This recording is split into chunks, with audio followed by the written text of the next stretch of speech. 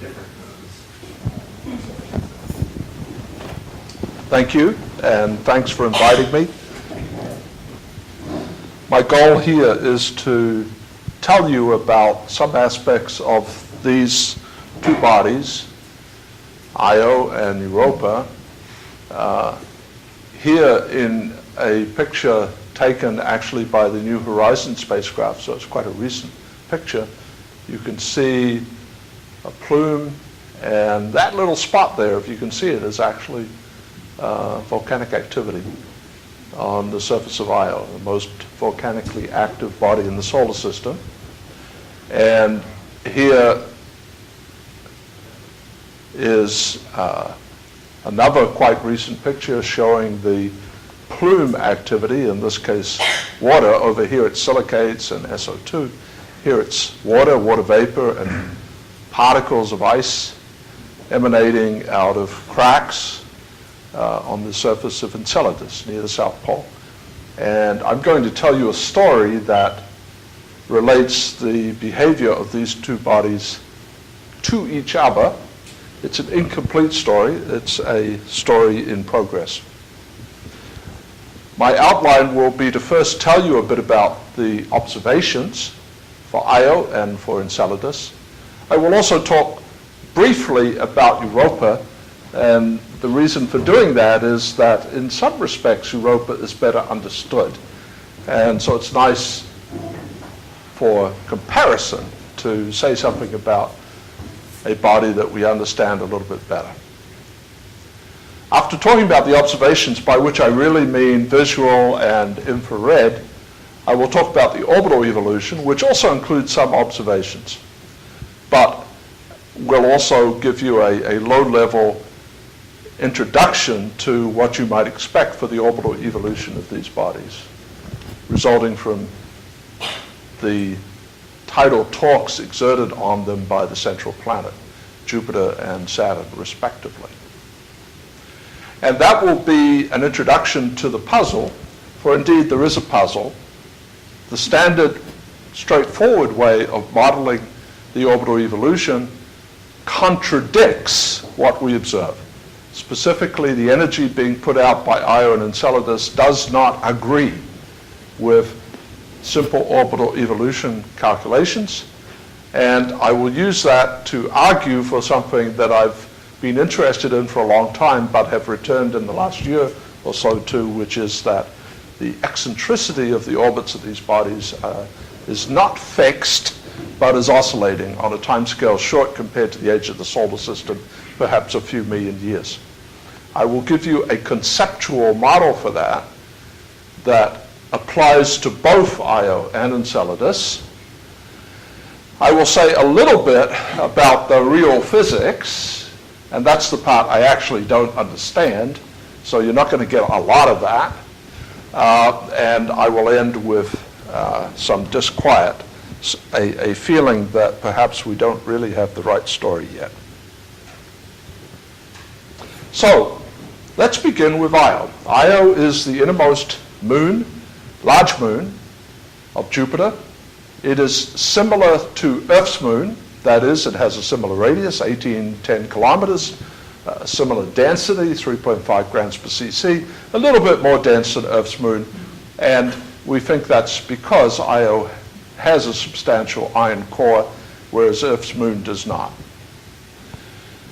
Volcanic activity was detected back in 1979 by the Voyager spacecraft, first as plumes of SO2, mushroom-shaped extensions away from the surface of the body, observed in the visible.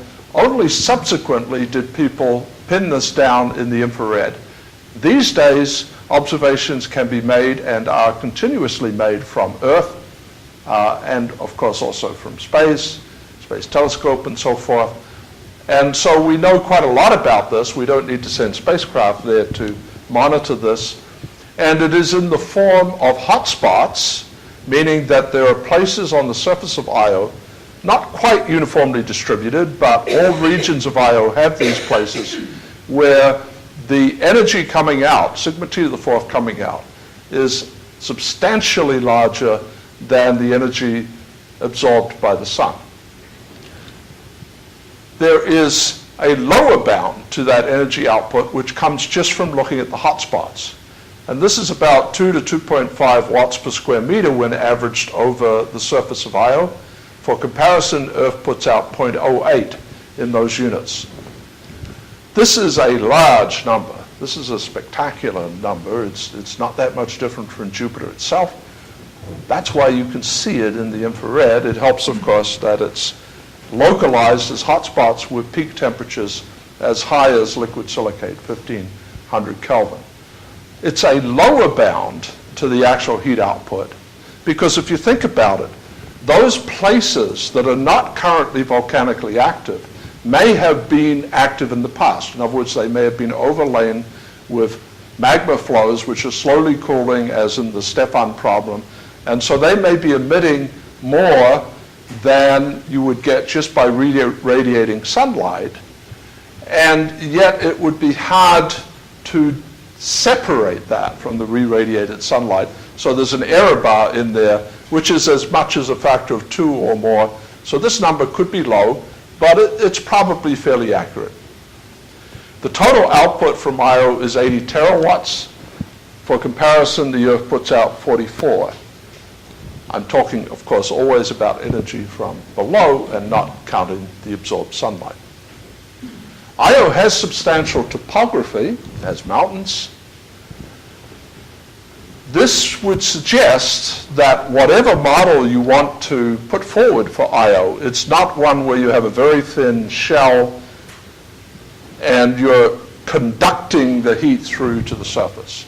Now, I should remind you, in the case of Earth, although Earth has volcanoes, most of the energy coming to Earth's surface from the Earth's interior is actually carried by conduction.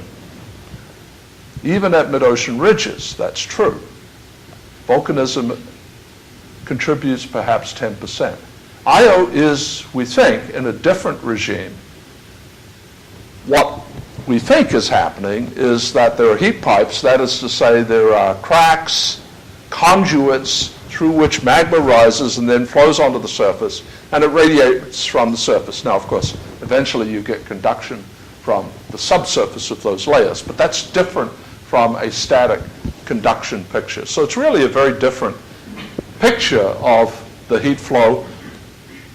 This has led to the possibility, the suggestion that Io may have a magma ocean, that is, it has a broken up shell. You can think of it like icebergs, except they're made of rock, and it's floating on a substratum of liquid or partial melt. And here's a picture I like, which is foreshortened, so it's slightly misleading. There's Io, there's the shadow of Io, and I put it in just to remind you that Io is close.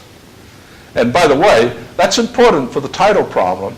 It's very different from the Earth-Moon problem, and that's traceable back to the fact that the central planet, although it is dissipative, it's not anything like the dissipation in the Earth-Moon problem, which has led to Earth losing most of its spin and to the Moon, our Moon, being at 60 Earth radii. In this case, we are only at 6 Jupiter radii.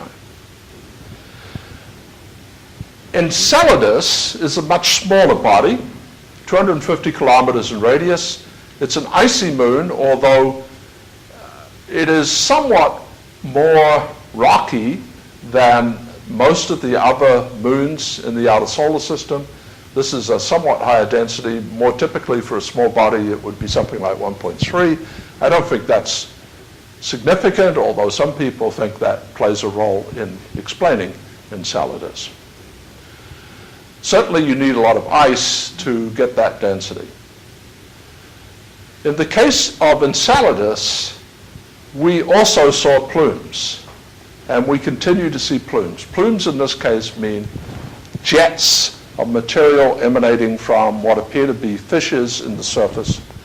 The activity is not global. It is concentrated towards the South Pole, and here in this false color image, which highlights the difference in the small differences in color on the surface, these blue stripes, known as the tiger stripes, that you see in the visible, correlate with what you see in the thermal infrared. These are the places of activity, and it is the thermal infrared measurements, in this case from the Cassini spacecraft, which is still collecting data, that tell us that this region is very active and is putting out about 6 gigawatts. And in the last year, the people working on this suggest that that number is too low. It should really be 12 gigawatts.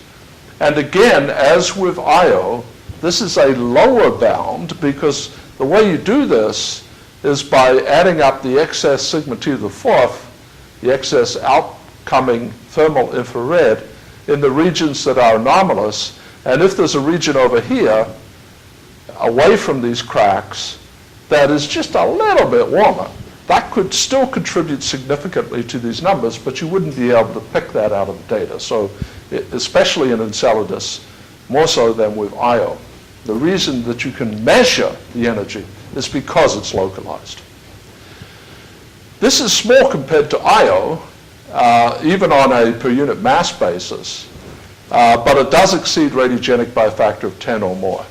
So in the case of both Io and Enceladus, we're dealing with an energy output that we are sure cannot be explained by radioactivity. It is spatially localized, unlike with Io, where where the activity extends essentially all over the surface, and it happens to be the south polar region. You can also ask what might be the age of the surface. This will be of some importance to my story.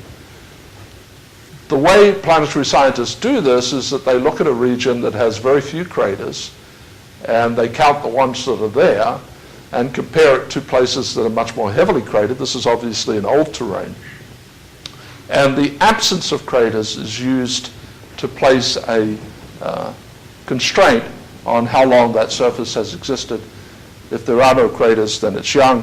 Of course, this is quite imprecise, so you're not supposed to take this number too seriously, but the point is it's not a billion years.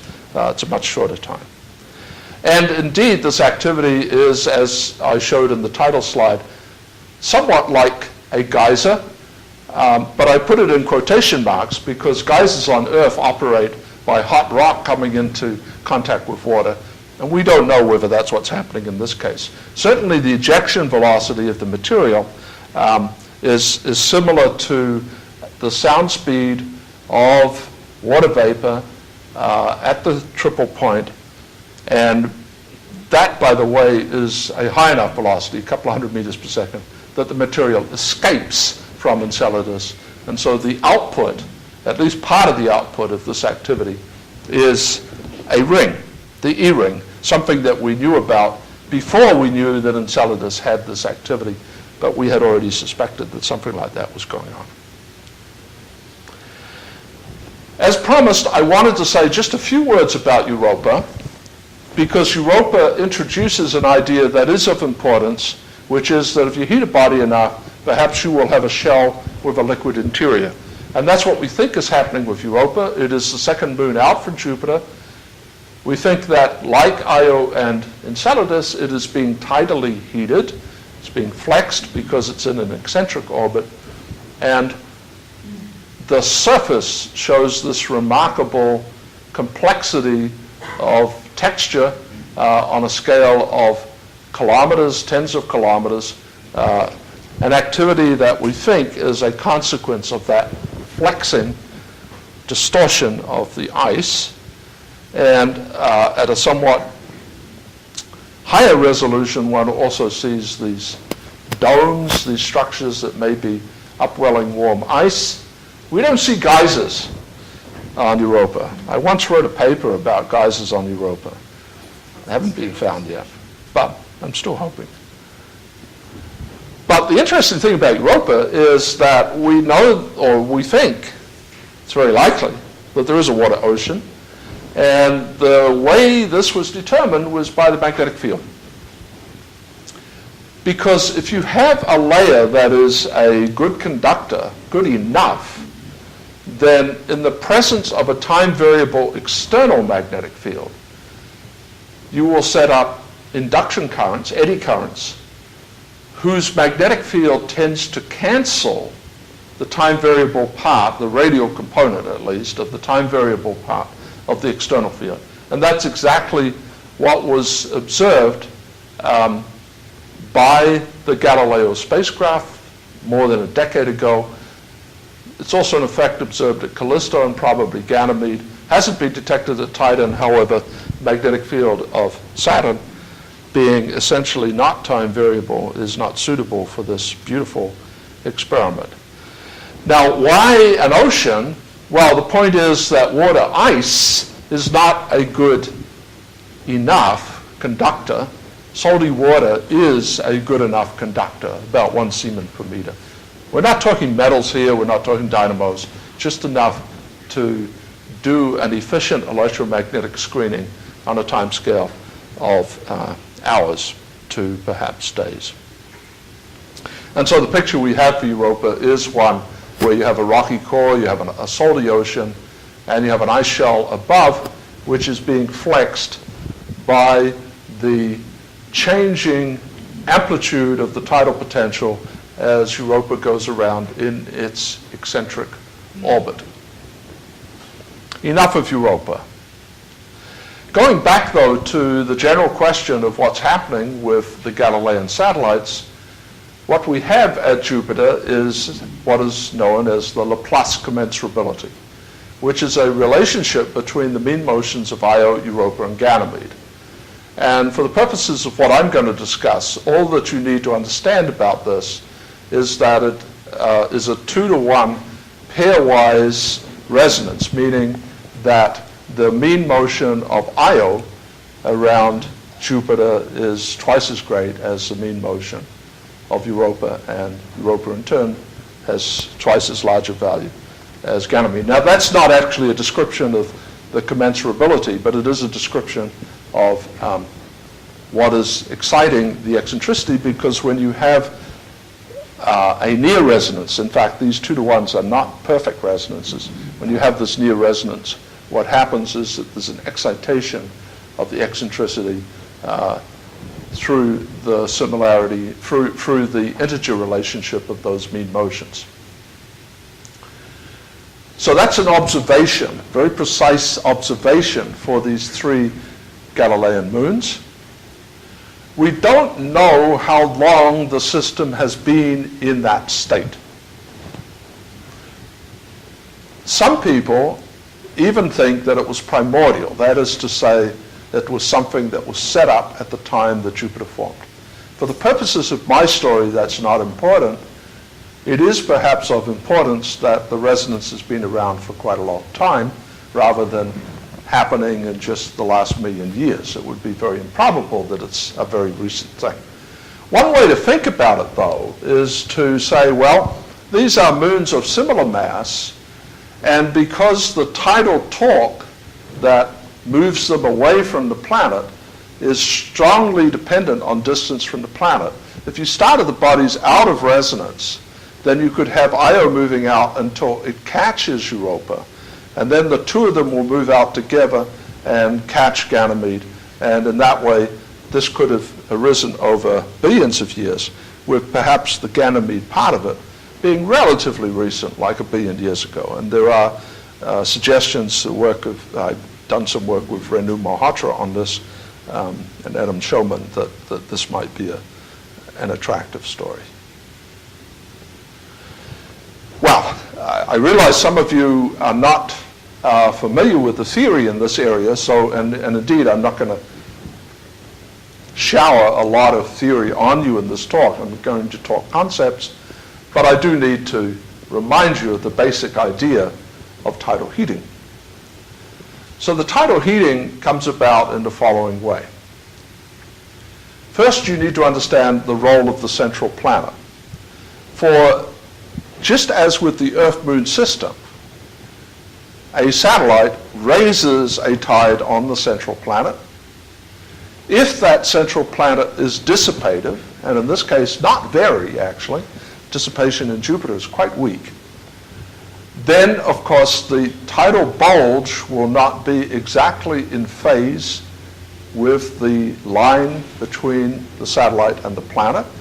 it will be carried slightly ahead because Jupiter is rotating more rapidly than the orbital motion of the satellite. So just as with the Earth-Moon system, you will get a torque that transfers angular momentum from the planet spin to the satellite orbital motion. Unlike the Earth-Moon system, this leads to only a tiny reduction in the spin of Jupiter. So the spin of Jupiter hasn't changed much.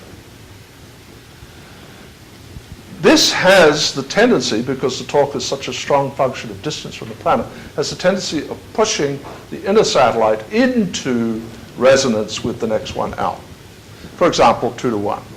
And by virtue of that near integer relationship of mean motion, you will excite the eccentricities, actually of both of them in this case. And if that were the only thing going on, you would just get a buildup of eccentricity until something else happened. And the something else that happens is that when a satellite is in an eccentric orbit, the tide raised by the planet on the satellite has a time-dependent phase and amplitude. If you have a solid body that is being flexed, then you will dissipate some energy. No planetary body is going to be perfectly elastic. It will have some dissipation. This will remove energy, and one way to think about removal of energy is that if you did this quickly enough so that you're not changing the angular momentum very much, it will actually lower the eccentricity. And so this is a piece of the equations that will by itself cause the eccentricity to decrease. So we have a means of increasing the eccentricity and a means of decreasing it.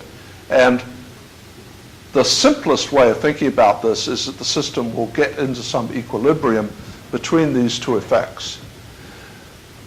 What I want to emphasize, though, is that if the dissipation were strong enough, not continuously, but for some limited period of time, then you can actually reduce the semi-major axis.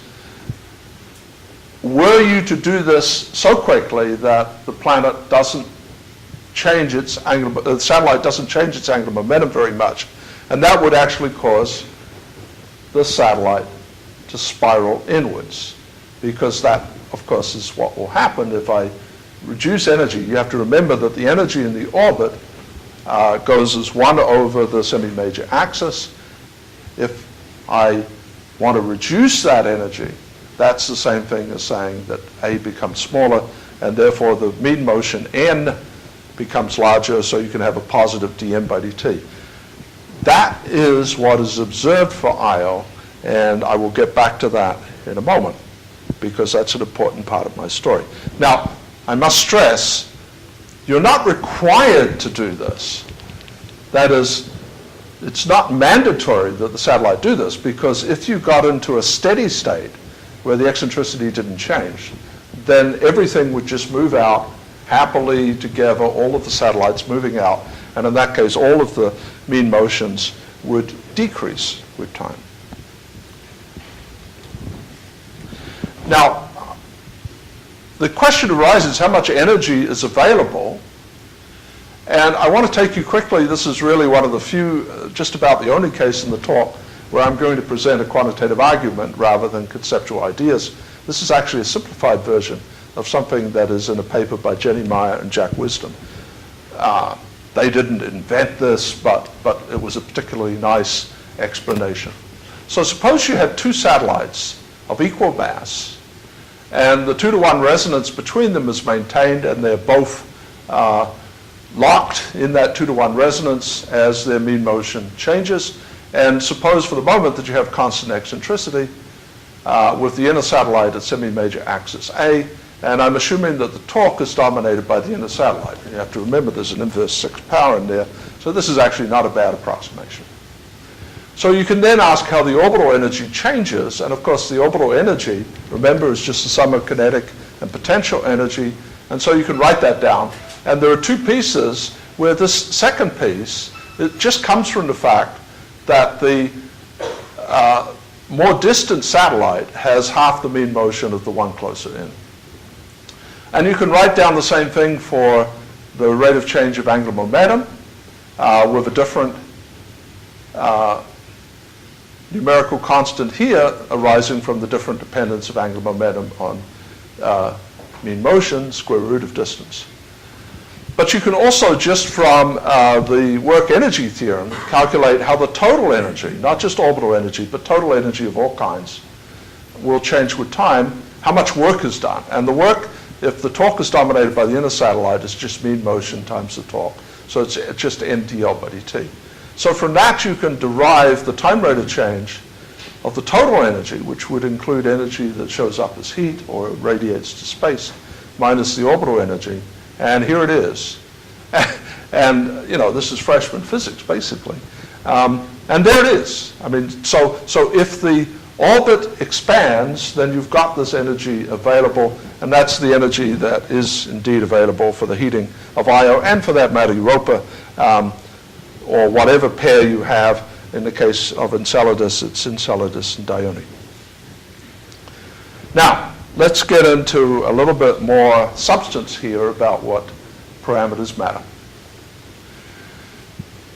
What are the physical parameters of relevance for tidal heating? The dissipation, how much energy is being dissipated, depends on two things. It depends on how much distortion there is for the planet or for the satellite, and that's the Love number.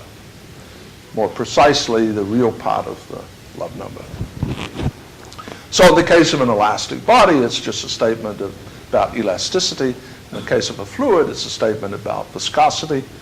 And that's a parameter that we think we have some understanding for in the case of homogeneous bodies. In the case of Jupiter, it's even measured. In some sense, it's about 0.24. The thing that is less well understood, perhaps, is the quality factor. And the quality factor is a dimensionless number, which, when large, says that the amount of dissipation is small, and when small, it says that the dissipation is high. It's a measure of the anelasticity, and it could indeed be determined by viscosity or by some other anelastic process if you had a specific model, such as a Maxwell model for viscoelasticity.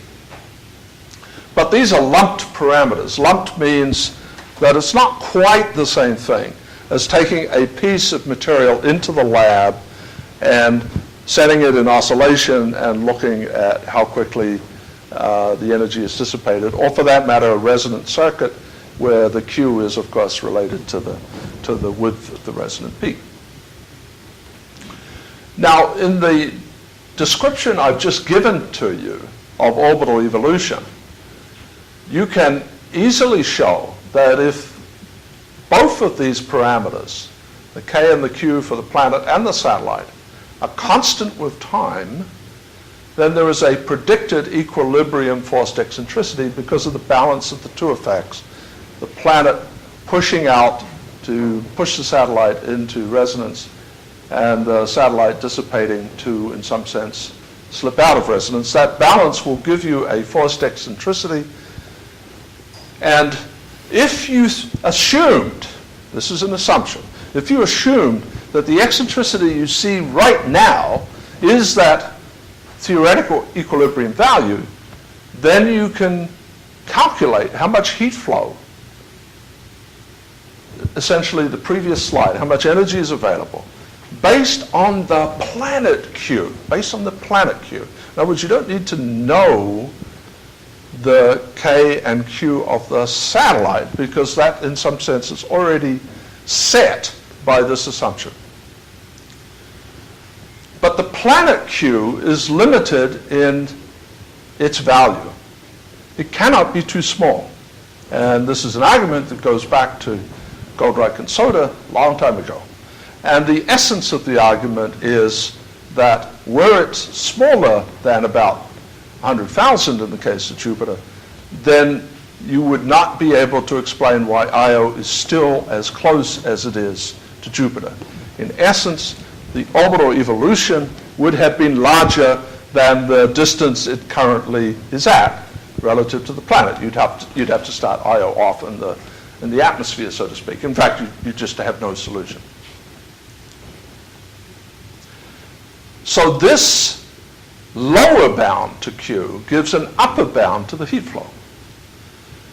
And that upper bound is lower than the observed heat flow for Io by more than a factor of 2, and the observed heat flow for Enceladus by a factor of 5 or 10. I think this factor of 2 may even be larger. So, to summarize where I'm at this point in the talk, I'm telling you that the standard theory for tidal evolution fails because it does not succeed in being consistent with the amount of heat that's coming out of these bodies. These bodies are putting out more heat than they should. Now, there are many different potential responses to that conundrum. You might even go so far as to wonder whether it's really tidal heating. I should say, by the way, in the case of Io, there is one other suggested explanation. It doesn't work, but it's an interesting one. It came from Tommy Gold, and it was that there are electrical currents associated with the field lines that link Io and Jupiter. And that's true, by the way. I mean, there are electrical currents associated with that flux linkage, and that perhaps the ohmic dissipation of those currents, if they flowed through the crust of Io, would provide the heat flow. It turns out to be quantitatively inadequate, but it's an interesting idea. Anyway, something is wrong, and the proposed explanation that I'm going to give to you, which is not new, but has been revitalized because of Enceladus and new observations of Io. My proposed explanation is that the eccentricity is not constant, that the bodies are oscillating. Before I get to that, I do want to say something about how much heat could be dissipated by tides. This is important because it's a point that people often misunderstand. People sometimes say to me, oh, you can't explain how much heat is coming out by the standard tidal theory, therefore tides are not the explanation for the heat flow at all. That's not the correct way to think about it, in my opinion, and this slide explains why. So here's the question I posed to myself. What if the body were as dissipative as it could possibly be? So I'm going to conjure up some set of parameters that will make the body as dissipative as it could possibly be. How do I do that? Well, you keep in mind that the tidal heating comes about as a hysteresis between stress and strain rate, between stress and strain, to be precise. That is to say, if it were perfectly elastic, you have a certain stress imposed, a certain strain, but they're exactly in phase, so there's no hysteresis loop. What's involved is the time and volume average of stress times strain rate, just work done, basically. And so I can estimate an upper bound to this by order of magnitude analysis. It also turns out to agree with the Maxwell model. I can estimate the total conceivable stress, and one way to write that is to write it in terms of what the tidal amplitude would be if it were a fluid. The actual stresses will be the same, although the amplitude may be different if there's some elasticity. So that will give me a tidal amplitude, which, by the way, is about 20 meters on Enceladus. Not big enough to be observed, but quite substantial, bigger than Earth tides. And so I can then write down, by maximizing the strain rate and by maximizing the stress, how much dissipation I could actually get. And it's a big number. It's much larger than the numbers I've already mentioned. 200 gigawatts in the case of Enceladus, 1,000 terawatts in the case of Io. So in both cases, this is well in excess of the observed heat flow. Were you to actually get that happening, what it would actually do is it would dampen the eccentricity of the orbit spectacularly fast. Too fast for it to be built up again by the inexorable effect of the central planet.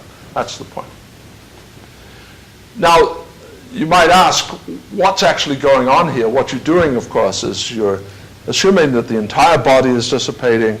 You're assuming that the body doesn't get so hot that it becomes a liquid, because if it were really a liquid, it would not dissipate. But since the surface is still cold, you can imagine a body that has a shell with a fluid inside. And in that case, the stresses can actually be somewhat bigger, provided the thickness of the shell is not too small. And this is actually the original Peel, Casson, and Reynolds model for tidal dissipation in Io. They had dissipation in a thin shell with a fluid interior. The volume undergoing the dissipation is reduced by a similar amount. So this kind of model, where you have a shell and a fluid interior, will give you a smaller number than this, but it doesn't reduce the amount of dissipation enormously. The main point of this slide is that you should not be worried about getting enough tidal dissipation to explain the observed heat flow. You should be worried about what it means for the orbital evolution, for the eccentricity in particular. Now, as always in astrophysical problems and planetary problems, it's useful to have a feeling for length scales and time scales, order of magnitude stuff. One thing that you can ask yourself is, what's the difference between two orbits in terms of the energy in the orbit? One of those orbits has an eccentricity E. The other orbit has the same angular momentum, but no eccentricity. Now remember that eccentricity comes into the standard formula for angular momentum as 1 minus e squared. So you pick up a term like e squared, and so it's a small fraction of the total orbital energy, but this energy itself is big. You can then take that energy and divide by the observed luminosity, the total energy output, and that will give you a time scale. You can think of that as the time it would take to circularize the orbit at the current luminosity if that luminosity were being provided at the expense of removing orbital energy. And the answer for both Io and Enceladus is that it's in the range of 10 to 100 million years. It's an important number to keep in mind. Another number that you could think about has to do with the internal energy budget as heat. You could say to yourself, what if I did all this dissipation, but it did not get radiated away from infinity, it just got stored inside the satellite, and so I can't see it at the present day. Eventually, of course, it would come out. So if the tidal heating does not go into the current heat output, the heat output we see right now, but instead just goes into heating the body, then you get a similar time scale to this if you wanted to heat Enceladus by 100 Kelvin or Io by 1,000 Kelvin. And these numbers are sort of reasonable. This might be a measure of how much heat is required to melt a significant part of Enceladus. Likewise, Io, the difference being, of course, that Enceladus is mostly ice, Io is mostly rock. The time it takes for the central planet tide to increase the orbital radius by e squared times a is an order of magnitude shorter. So keep those numbers in mind. Now, here is a recent paper, June this year, which motivated me to go back to this problem in terms of Io in particular.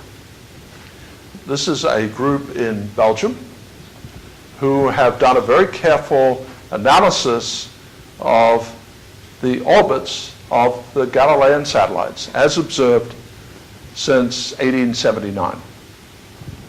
You can, if you wish, go back to Galileo's notebooks. You remember the famous page, it's 400 years ago, almost exactly 400 years ago, where Galileo notes where the satellites are. Now you might say, okay, that's somewhat imprecise. Galileo did not have a very good telescope, but he did document the timing of the orbits, and so you can count the number of orbits that have taken place from then until now. So that's a non-trivial piece of data, actually.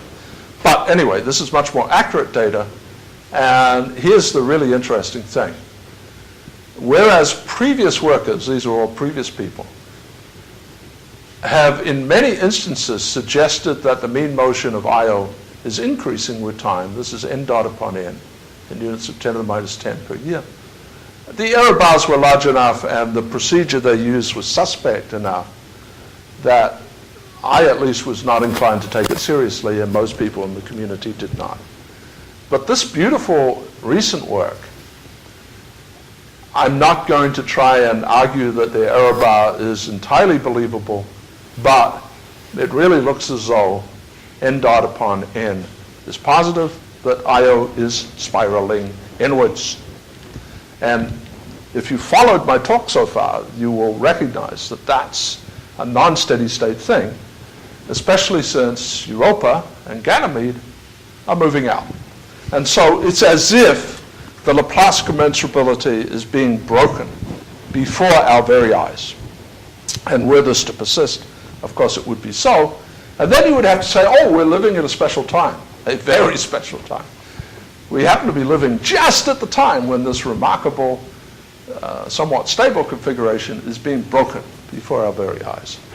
I take this instead as justification for thinking about non-steady state models. Another remarkable thing in their paper, and indeed the thing they emphasize most, I'm not sure they should, but they did, is that they, as part of their inversion for the data, get a heat flow out of IO from purely dynamical considerations. And this is their range. And all of these other things here with error bars are the infrared observations. So this here is a purely dynamical argument, and these things here are infrared measurements. And so their argument is that IO is in steady state. Thermally, that means the current tidal dissipation of IO is being expressed in the current heat flow out of IO. So to summarize their results, they're claiming thermal equilibrium. They get values for K2 upon Q for Io and for Jupiter. Notice what they're getting for Jupiter is a few 100,000, perfectly reasonable number, remarkable error bar. I should remind you that to detect this directly, that is to say, to actually see this in a displacement of the tidal bulge is out of the question. It's way too small to do that.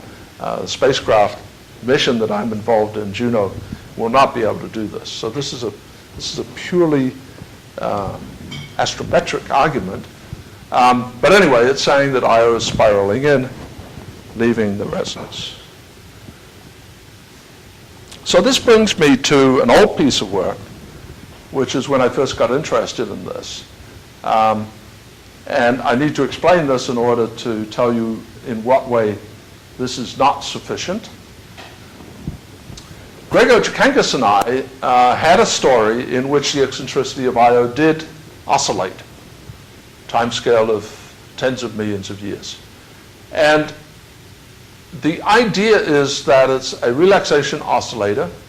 If you start, for example, with Io being cold so that it's not very dissipative, then the equilibrium eccentricity, the eccentricity to which it would go to, if nothing else happened, is large. The actual eccentricity is low, and so the dissipation is low. And therefore, in accordance with the equations, it moves into resonance, pushed into resonance by Jupiter, and so the eccentricity increases and the dissipation increases. And eventually you get to the point where, because the dissipation is much larger than the heat loss, the temperature is increasing dramatically, and therefore perhaps the Q upon K decreases, that is, becomes more dissipative. If you heat a rock, it becomes more dissipative. And so then you transition into a hot satellite, which is highly dissipative. And so at that point, the equilibrium eccentricity is less than E, and the eccentricity decreases. And so you go through a cycle. Now, I'm not going to show you all the equations, but there's lots of equations behind this. It doesn't always work, but for some parameter values it works. The motivation is experiments showing that if you take a rock and heat it, it becomes more dissipative. This is the Q. This is Q for a piece of rock in the lab. It's not the same thing as talking about a Q in a satellite, and it's not at tidal frequencies. Later experiments which have reached tidal frequencies do confirm this kind of behavior. And notice that the Q is very, very strongly temperature dependent. So that was our motivation, and we put parameters like that in, and it worked in the sense that we got these remarkable fluctuations over timescales of hundreds of millions of years. For the heat flow, that's these spikes, and the eccentricity, which is more sinusoidal. So we solved the equations for the orbit, simultaneously solving the equations for the heat flow using a convection scaling law. So we said that for a given temperature, you would have a particular viscosity, you put that into Rayleigh number, and it's standard Nusselt Rayleigh number scaling. I don't actually believe that, but that's what went into the model. The point is that you could, in fact, get heat flows like those observed, like so, and you had eccentricities that went through the correct value at the observed heat flow. Now, of course, there are many parameters in this, so it's a tunable model, which of course is a disadvantage. It means you can't be sure that the model's right. But the point is, the idea can be made to work, and you can get a positive n dot. It's not guaranteed that you will get a positive n dot, but you can get a positive n dot. And so you can get short periods of time during which IO spirals in, as well as long periods of time when IO does not. So yes? What determines the period? Precisely what determines the period? So what determines the period in this model is the buffer of the internal heat reservoir. And so it tends to be that thermal time scale that I referred to. I don't think that's right, actually. I'll get back to that point. I think it's actually dynamic. I'll explain that in a moment. So here are the successes and failures of that model. It can explain the observed heat flow. It can explain the observed dm by dt. It does not explain thermal equilibrium. The way the model is set up, there's a phase difference between when the heat comes out and when the dissipation takes place. So it doesn't actually explain the observations. It also fails to work completely when applied to Enceladus. Jenny Meyer, student working with Jack Wisdom, showed this. In fact, they worked on this while Jack was on sabbatical at Caltech. So I remember the day when he wandered into my office and said it doesn't work. And it's because of this thermal buffer. My inclination is to think that the failure comes from this business of having a thermal buffer, which is the idea that you use temperature as the control parameter for the behavior of Q and K. A good alternative is stress, and that's what I'm going to tell you about. Let me move on. Now, just going back now to Enceladus, a reminder that we want this number or twice as large. If you did the naive thing of taking an elastic Love number, which is very small for Enceladus, because Enceladus is a small body, and a typical Q, ice, 100 say, then you would get a tidal heating estimate that's tiny compared to this. The radiogenic heat is also small.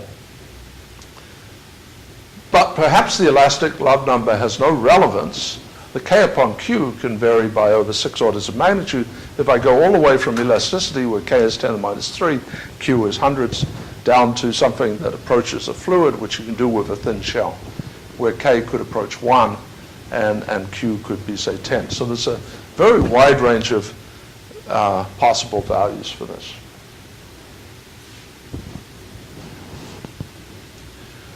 So the main problem, just to remind you again, is that we do not get enough energy. This was pointed out, of course, by Jenny Meyer and Jack Wisdom, an earlier paper.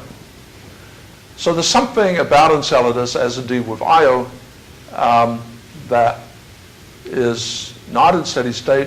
There is an alternative. You could have a time variable Q for the central planet. But I'm assuming that the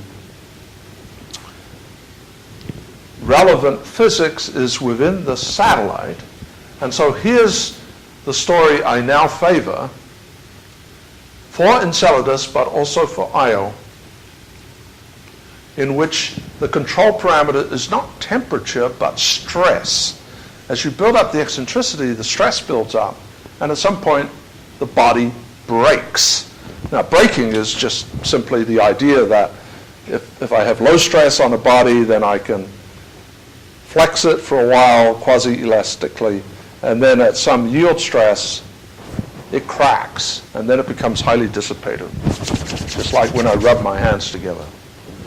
So if you start with Enceladus in a low dissipation, that is elastic state, eccentricity can build up because it's not very dissipative. The idea then would be that the shell breaks, you have a high heat flow and dissipation, you draw down the eccentricity. When the eccentricity is drawn down, there will come a point where the dissipation ceases, because if the eccentricity is low enough, the stresses are low, and the body can anneal. If I have a crack, a fault, and I don't apply enough stress, then there will come some point where the two surfaces lock up, perhaps through lack of lubrication. In this case, the lubrication would be water, the presence of ice.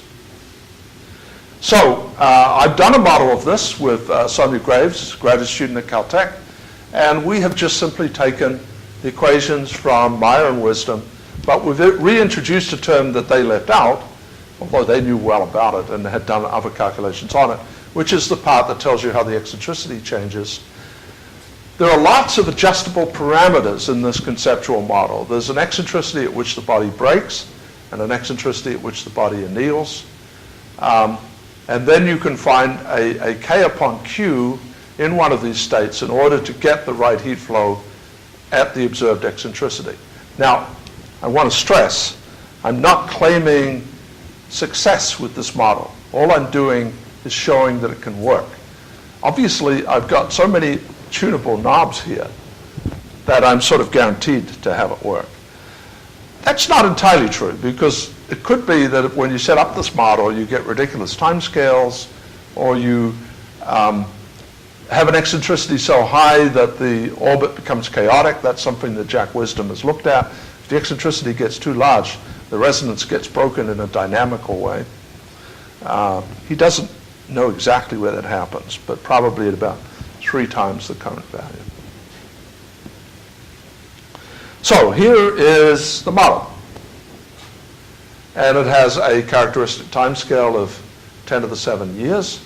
And so here is showing eccentricity. Here's the current eccentricity right there. And so just as with the description I gave, here is the eccentricity buildup. This is the low dissipation part of the cycle. At this point, the ice breaks, becomes highly dissipative, and you draw down the eccentricity because of the high dissipation. The satellite could, in that part, spiral in. At some point, the body anneals. In this particular model, the healing eccentricity is not much smaller than the actual eccentricity. This particular model gives me 5.8 gigawatts. I could also get 12. I can even get larger numbers. So a model of this kind can work. And to follow up on Chris's question, in this case, the time scale is a dynamical one. It's just a statement about how long it takes to build up the eccentricity if there's not much dissipation, and Saturn is just pushing Enceladus into its resonance with Dione. It's Dione in this case. There are other possible resonances. Here's the heat flow, and it's very spiky, as with the Io case, and so you can get the right heat flow. How does this relate to physical models? This is the part that I will be very brief on because I don't fully understand it. In the case of Enceladus, the picture is that you have cracks, that you have gas and perhaps some liquid rising up through these cracks, and that leads to the geysers, the plumes. You'll notice that in this conceptual model, the actual nature of the heating is not explained. And indeed, this is a major problem. Lots of papers have been published, None of them really explain what's going on. What will probably matter is lubrication. Now, lubrication is of relevance here in two respects. One is that if I have an ocean, or at least I have enough fluid at depth, then I can get a large love number when the body is in its dissipative phase. So the surface can indeed move up and down as if it were a fluid, even though it's not really a fluid, it's a broken up solid. You do want to have a high love number state. This could be done with an ocean, it could be done with lubricated ice. It could even maybe be low viscosity and entirely solid ice, but it turns out the parameters are not very suitable. Lubricated ice can be accommodated with micron or submicron layers of liquid. If I take ice and deform it uniaxially and get some frictional heating on the boundaries so that there's a thin layer, then the effective viscosity of this two-phase medium can be greatly reduced. This is actually in large part an idea of Greg Ojakangas.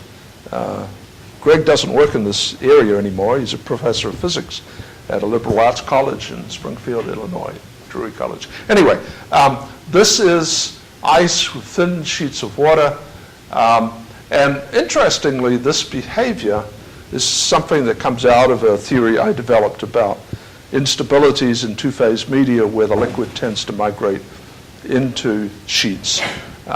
So that might work, but I do not have experiments on ice that specifically show this. Does your story anywhere predict why you get the highest strength in the south of Enceladus?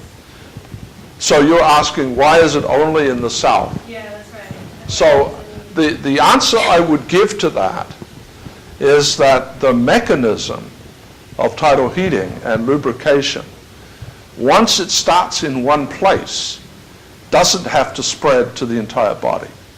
Now, that's not an entirely satisfying answer, but what I'm getting at is the underlying physics is not global in character. I did actually have some slides on that, but I've run out of time to go through those, so I didn't include them in that set. But you can show that if you start the tidal heating in one region, it can stay in that region and produce enough dissipation. Now, you would then perhaps wonder why Io didn't do the same thing.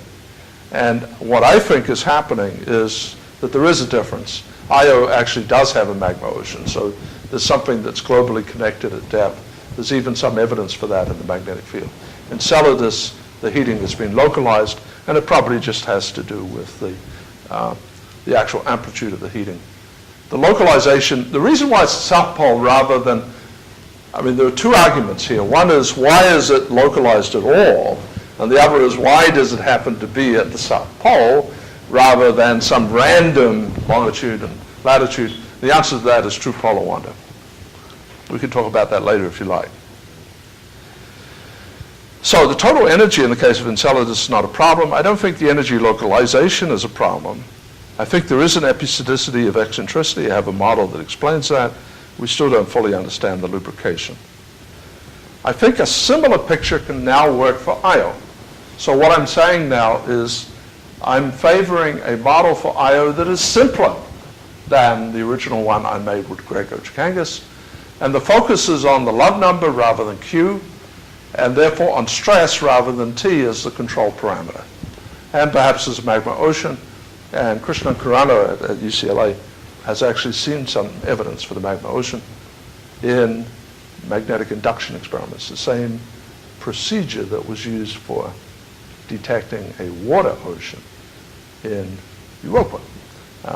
Liquid silicates being a much better electrical conductor than solid silicates.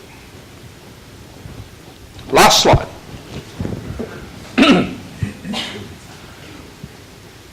The model that I'm advocating may be capable of explaining the heat flow out of both Io and Enceladus, but you'll notice that the Judy cycle for this high heat flow epoch is short. In fact, it has to be, because if you write down the equations and integrate over time, there's no free lunch. If I have a heat flow that's high for some epoch, I have to balance that by a low heat flow in a longer other epoch so that the average is the same over time. That's constrained by the overall orbital evolution. Yes, yes. And if one were to constrain that period of orbital evolution to be some fraction of the age of the solar system. Indeed, indeed. And So then if you could, I don't know how you're thinking of doing that, but if, for example, you said that Q of Jupiter was infinity until a billion years ago, then you would be much better off. Yes. If you have a way of doing that, then tell me. But anyway, that's. But actually, you raised the issue that the satellites may not be in their new motion resonances indefinitely. Well, but you see, that actually doesn't help you much because you're still stuck with the amount of orbital evolution of the satellite out of resonance, which is still too much. I mean, the argument that goes right back to Goldreich and Soda is not, except for numerical factors, contingent on the Laplace commensurability. So if you take into account that I'm doing this for two satellites, so we're living at a special time for two bodies, not special in the sense of 1 million years in 4 billion years, but say 10% of the time. 10% times 10% is 1%. It's not quite that bad, but a few percent of the time is all that you could reasonably expect to have both satellites doing this remarkable thing that they do. That's the cause for disquiet. We do seem to be living in a special time, and you don't want to make too many arguments of that sort. I don't know how to avoid this because all of the other games that you can play, like making the Q of the planet time variable and so forth, which Doug Lynn and others have suggested, worked on that myself, in some sense don't really solve the underlying problem. They're still special pleading. So I leave you with that. Sorry, I've gone slightly over time. I am somewhat troubled. I think we might be missing something. But anyway, that's the best I can do. Thank you for listening.